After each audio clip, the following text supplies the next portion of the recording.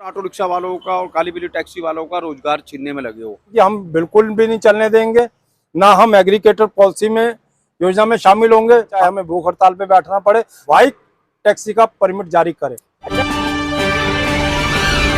Hello नमस्कार दोस्तों, मैं हूं आपका दोस्त आशु। आप देख रहे हैं आपका अपना यूट्यूब चैनल XYZ सब कुछ। तो दोस्तों, जैसा कि आपको पता होगा, कल मैंने एक वीडियो डाली थी जिसमें मैंने बताया था कि दिल्ली की तमाम ऑटो टैक्सी यूनियन जो नई एग्रीगेटर पॉलिसी आ रही है या कहीं ये पुरानी है, इसमें कुछ चेंजिंग करके बाइक टैक्सी को ऐड किया जा रहा है, इसके खिलाफ दिल्ली की तमाम ऑटो टैक्सी यूनियन है।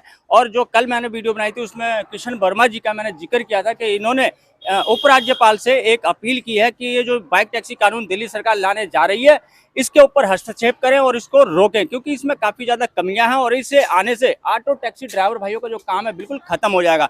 तो आज हमारे साथ में मौजूद हैं कृष्ण वर्मा जी, जो all Delhi auto taxi transport union के अध्यक्ष हैं। तो आज हम इनसे जानेंगे क्या ये पॉलिसी कैसी पॉलिसी है और इसके आने से ऑटो टैक्सी ड्राइवरों के काम पे क्या फर्क पड़ेगा, क्या ये पॉलिसी रुक सकती है, इसके क्या क्या रोकने के क्या क्या ये उपाय कर रहे हैं, सारी जानकारी हम लेंगे। तो कृष्ण वर्मा जी, आपका बहुत बहुत स्वागत है हमारे चैनल पे। तो वर्मा जी, ये बताइए, जैसा कि मैंने आपका एक आर्टिकल पढ़ा था, आपने संडे टाइम्स में एक इंटरव्यू दिया था, उसमें आपने कहा था कि ये जो पॉलिसी दिल्ली सरकार लाने जा रही है, इसे एग्रीगेटर पॉलिसी का नाम दिया गया है। 2020 या 2022 जो भी इसे नाम दिया गया है, उसमें कहा गया कि दिल्ली सरकार ने ये एग्रीगेटर पॉलिसी पूरी तरीके से कंप्लीट कर ली है, बिल्कुल अब ये धरातल पे आने वाली है। और इसके आने के बाद, जैसा कि आपने कहा, इससे ऑटो टैक्सी ड्राइवरों का काम खत्म हो जाएगा। तो इसके बारे में बताइए, इसके आने से ऑटो और टैक्सी का काम किस प्रकार से खत्म हो जाएगा? देखिए आशु जी, पहले तो मैं धन्यवाद व्यक्त करना चाहूँगा आपका कि आपने अपने चैनल के माध्यम से जो चालकों की समस्या थी, जो ये एग्रीगेटर पॉलिसी थी, उसको आपने पहुंचाया अपने चैनल के माध्यम से। और मैं तमाम आपके दर्शकों को भी बताना चाहता हूं कि जिनको नहीं पता कि ये जो सरकारें आई हैं, ये आज संविधान का सरासर उल्लंघन किया जा रहा है, समाजदारों को आगे लाया जा रहा है। और ये एग्रीगेटर जो पॉलिसी है, इसमें क्या है कि एक बंधुआ मजदूर बनाना चाहते हैं चालकों को। तो सबसे पहले जो कंडीशन की अगर हम बात करें, जो मोटर व्हीकल कंडीशन है 1988 वाला, तो उसमें कोई बदलाव नहीं, कोई उसमें संशोधन नहीं किया गया, कोई केंद्र की तरफ से संशोधन हुआ। परमिट की गाड़ियों को भाई आप कॉल सेंटर के अधीन कैसे कर सकते हो या अपना एग्रीगेटर कंपनियों के माध्यम से कैसे कर सकते हो? वो तो एग्रीगेटर पॉलिसी एक दिखावा है। मेन ये जो है कि भाई 5 गाड़ियां आपकी हो गई, 10 गाड़ियां मेरी हो गई, 10 गाड़ियां उसकी हो गई, तो उस हिसाब से कंपनी बनती है। तो कंपनी का तो ना हिंग लगी ना फटकरी, रंग चोखेगा चोखा। एक सवाल और मैं आपसे करना चाहूंगा, जब ये पॉलिसी आ जाएगी तो ये जो ऑटो और काली पीली टैक्सी है, क्या ये मीटर से चल सकेंगे या फिर सिर्फ ऐप से ही इनको चलना पड़ेगा? देखिए, मैं आपको इसमें क्लियर कर देना चाहता हूँ, ये पॉलिसी 2017 में तैयार की गई थी। तो उस समय भी हमने इसका कड़ा विरोध किया गया था कि इंडिविजुअल ड्राइवर का ही चालान क्यों 1 लाख रुपए या 1.5 लाख रुपए का, कंपनी वालों का क्यों नहीं? ओला उबर जैसी कंपनियां क्यों नहीं लाइसेंस ले रही हैं? अगर वो सही है, सरकार सही है, तो बीच में नियत में फिर खोट किसके है? तो पहले सरकार अपनी नियत और पारदर्शिता सही करे। ओला उबर कंपनियां अपना लाइसेंस ले, अपनी गाड़ियां ले, ड्राइवरों को हमारे रोजगार मिलेगा, वो अपनी सीट पे बिठाए कंपनियां अपनी गाड़ियों पे। तो हम ये कहना चाहते हैं कि ड्राइवरों की गाड़ियां ना हो, ओला उबर जैसी जो मल्टीनेशनल कंपनियां हैं, जो पूरा यानी कि अपना सिक्का जमाने में लगी हुई हैं, कई जगह से इन्हें बाहर किया गया।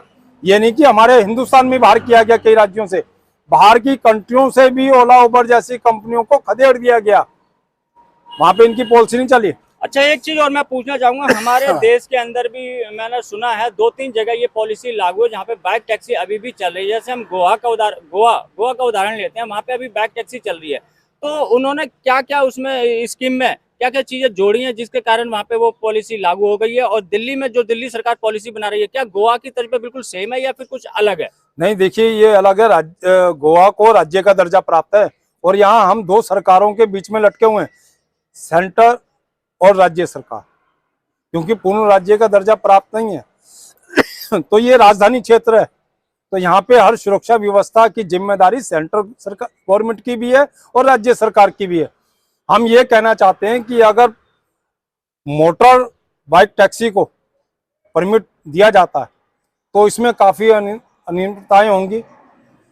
जो कि हमें मंजूर नहीं है। हमारे ऑटो टैक्सी चालक आज़ादी के बाद से चल रहे हैं, कम पढ़े लिखे लोग होते हैं, उनको एक रोजगार दिया गया कांग्रेस सरकार की तरफ से, कांग्रेस पार्टी की तरफ से। तो अब ये जो अपना आ रही हैं सरकारें, ये नियमों को ताक में रख के ये पॉलिसी बनाने की योजना बनाई जा रही है। सिर्फ एक इलेक्ट्रॉनिक व्हीकल जो है मोटर बाइक टैक्सी परमिट देने की योजना बनाई जा रही है। तो हम स्पष्ट करना चाहते हैं कि हम बिल्कुल भी नहीं चलने देंगे, ना हम एग्रीकेटर पॉलिसी में योजना में शामिल होंगे, खासतौर पे दिल्ली के जो ऑटो टैक्सी चालक हैं, और ना ही हम सरकार को ये काम करने देंगे कि वो बाइक टैक्सी का परमिट जारी करे। अच्छा, आपने उपराज्यपाल जी से भी इस पर हस्तक्षेप करने की बात करी थी, तो उपराज्यपाल जी से किस प्रकार का आप हस्तक्षेप चाहते हैं? देखिए, हम ये चाहते हैं जो ये नियम कायदे कानून सरकार लाने जा रही है बाइक टैक्सी को परमिट देने के लिए, ये राजधानी क्षेत्र है। निर्भया कांड के बाद काफ़ी सुरक्षा व्यवस्था की बातें की गई, सरकार की तरफ से मुहैया करवाया गया फंड, और आए दिन बाइक टैक्सी वालों की अपना जगह जगह से कंप्लेंट आती है, चाहे वो दिल्ली हो चाहे कहीं अन्य दूसरे राज्य हो। तो छेड़ाछाड़ी के मामले बढ़े हैं, ये सरकार को सोचना होगा। ये हमारे जो ऊपर मंत्री बैठे हुए हैं या संस्थाएं बैठी हुई हैं, उनको भी सोचना पड़ेगा, दिल्ली पुलिस को भी सोचना पड़ेगा, और मैं तो कहता हूं जो गृह मंत्रालय उसको भी इस पर विस्तार पूर्वक सोचना पड़ेगा कि जो बाइक टैक्सी पॉलिसी लेके आ रही है दिल्ली सरकार, तो इसके नियम कायदे कानून में कहीं ना कहीं बहुत ढिलाई है, अनिवार्यताओं में खामियां हैं काफ़ी। ये सिर्फ एक योजना है कि भाई इलेक्ट्रॉनिक वाहन बनाने वाली कंपनियों को किस तरीके से फायदा पहुंचाया जाए। उनसे पैसा इन्होंने चुनावों में लगाया, चाहे वो पंजाब का हो, गोवा का हो, जो आम आदमी पार्टी की दिल्ली की सरकार है। तो उन्होंने एक फंड लिया, तो उस फंड के तहत ही ये योजना बनाई जा रही है, तो जिसको हम बिल्कुल भी दिल्ली में लागू नहीं होने देंगे। इसके लिए चाहे हमें सड़कों पे निकल के प्रदर्शन करना पड़े, चाहे हमें भूख हड़ताल पे बैठना पड़े, हम बैठेंगे दिल्ली के ऑटो टैक्सी चालकों के लिए। बहुत बहुत धन्यवाद वर्मा जी आपका। तो दोस्तों, आपने साफ साफ सुन लिया, वर्मा जी का कहना यह है कि दिल्ली के अंदर बाइक टैक्सी कानून को बिल्कुल भी लागू नहीं होने देंगे। हमारे साथ मौजूदा ऑटो रिक्शा संघ के महामंत्री राजेंद्र सोनी जी, इनसे भी हम जानने की कोशिश करेंगे। जैसे कि सोनी जी, आपको पता ही होगा कि ये जो बाइक कंपनी के लिए जो दिल्ली सरकार नया कानून लाने जा रही है, वर्मा जी इसके खिलाफ हैं, और भी दिल्ली की तमाम ऑटो टैक्सी यूनियन इसके खिलाफ ही हैं, और आप भी काफ़ी दिनों से इसके विपक्ष में खड़े हुए हैं, और आपने काफ़ी सारे इसके विरोध में बहुत चीज़ें उठाई हैं। तो अब ये बहुत जल्द इसी महीने हो सकता है, या फिर अगले महीने के शुरुआती हफ्ते में ये लागू हो सकती है, तो आप इस पर क्या करेंगे? देखो, जब ये पॉलिसी लेके आई थी, ये पिछली जो सरकार थी कांग्रेस की, उसके टाइम भी ये पॉलिसी बनी थी, मगर क्या जब हम लोगों ने आंदोलन करने के बाद उनको वापस लेना पड़ गया था। हम ये कहना चाहते हैं केजरीवाल सरकार से, भाई आपकी सरकार 2 बार इलेक्शन जीती, आप क्या नाम है सरासर ऑटो रिक्शा वालों का और काली बिल्ली टैक्सी वालों का रोजगार छीनने में लगे हो। रोजगार कैसे छीने? पहले इन्होंने मोटरसाइकिलें चला दी गैर कानूनी तौर से, ऑटो रिक्शा वालों की सिंगल सवारियां वो लोग ख़त्म कर गए। जो सिंगल सवारियां चलती थी 50 रुपए की, 40 रुपए की सवारी, वो तो इन्होंने ख़त्म कर दी। बड़ी मुश्किल से हमने लड़ झगड़ के क्या नाम है माननीय सुप्रीम कोर्ट के फैसले आए, ये सबको पता है। उसके बाद क्या नाम है ट्रांसपोर्ट कमिश्नर साहब ने इसको बंद कर दिया।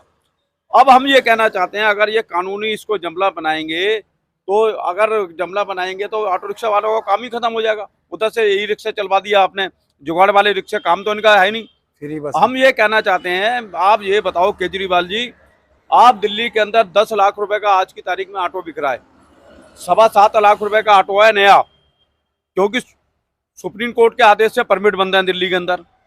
ब्याज लगा के 10 लाख रुपए का ऑटो बढ़ जाता है। पूरे भारतवर्ष के अंदर अगर कहीं ऑटो बिकता है तो दिल्ली के अंदर केजरीवाल जी की सरकार के नियंत्रण में ये बिक रहा है। हम तो सीधा आरोप लगा रहे हैं।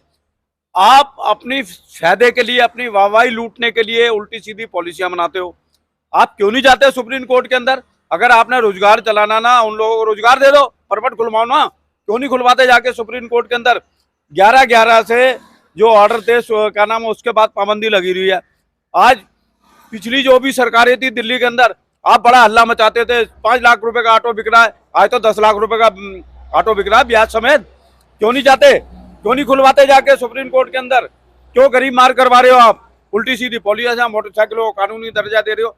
अगर आप लेके आओगे तो उसका विरोध होगा, और ऑटो रिक्शा वालों का काम छीन रहे हो आप, उनके पेट पे लात मार रहे हो। देखो मेरी बात सुनो, अभी ऑटो रिक्शा के अंदर भी बहुत सारे ऐसे केस हुए हैं, जो लेडीज बैठती है ऑटो में, उसका पर्स छीन के भाग जाते हैं। फिर कहाँ से सेफ हो गई है ये बताओ ना। मैं केवल केजरीवाल जो सरकार है अपनी वाहवाही लूटने के लिए ये काम करता है, उनको कुछ लेना देना नहीं है। दिल्ली की जनता कैसे सुरक्षित होगी, कैसे होगा? अरे आप परमिट खोल दो ना, आपको इतनी चिंता है तो दिल्ली की जनता की, आप परमिट खोलो। आज 7.25 लाख रुपए का ऑटो और ब्याज लगा के 10 लाख रुपए का ऑटो, इसके लिए तो आप बोलते नहीं हो, आप गूंगे बन गए उसके लिए तो। अच्छा, एक चीज और वर्मा जी ने कहा, अगर ये कानून आता है तो वो सड़कों पे उतरेंगे, और आप भी बिल्कुल इसके विरोध में है, तो आप क्या कहें? देखो जी, मेरी बात सुनो, हम तो विरोध में रहेंगे। पहले हमारे लिए क्या नाम है, ऑटो रिक्शा और काली बिल्ली टैक्सी ड्राइवर हैं। अगर सरकार ने आकर कोई हरकतबाजी करी ऐसी तो सरकार के खिलाफ मोर्चा खुलेगा। हम तो सीधी बात कह रहे हैं, कोई सरकार के हम बदुआ मजदूर थोड़ी ना। पहले हमारे लिए ऑटो रिक्शा और काली बिल्ली टैक्सी वाले हमारे लिए पहले हुए हैं। सरकारें आएंगी और जाएंगी, सरकारों को उखड़ के जाना पड़ेगा। बहुत बहुत धन्यवाद सोनी जी आपका। तो दोस्तों, मैं आपको बता दूं, यहाँ मैंने बात करी सोनी जी से और वर्मा जी से, तो और भी जितनी भी ऑटो टैक्सी यूनियन है दिल्ली के अंदर, इनके अलावा तो सभी इसके विरोध में है। खासकर सोनी जी और वर्मा जी तो बिल्कुल इसके कड़े विरोध में है। और दिल्ली की सरकार अगर ये बैक टैक्सी कानून दिल्ली के अंदर लाती है तो वर्मा जी, सोनी जी एवं दिल्ली की ऑटो टैक्सी यूनियन सभी सड़कों पर उतरेंगे और दिल्ली की सरकार के खिलाफ वो प्रदर्शन करेंगे। तो दिल्ली सरकार अगर ऐसा करती है तो सोच समझ के करे कि उनको ऑटो टैक्सी ड्राइवर भाइयों का काफी विरोध झेलना पड़ेगा। तो दोस्तों, बस यही थी छोटी सी जानकारी। आशा करता हूँ कि आपको अच्छी लगी होगी। इसी प्रकार की और जानकारी पाने के लिए चैनल को सब्सक्राइब करें। मिलते हैं किसी और जानकारी से भरपूर वीडियो में, तब तक के लिए जय हिंद, जय भारत।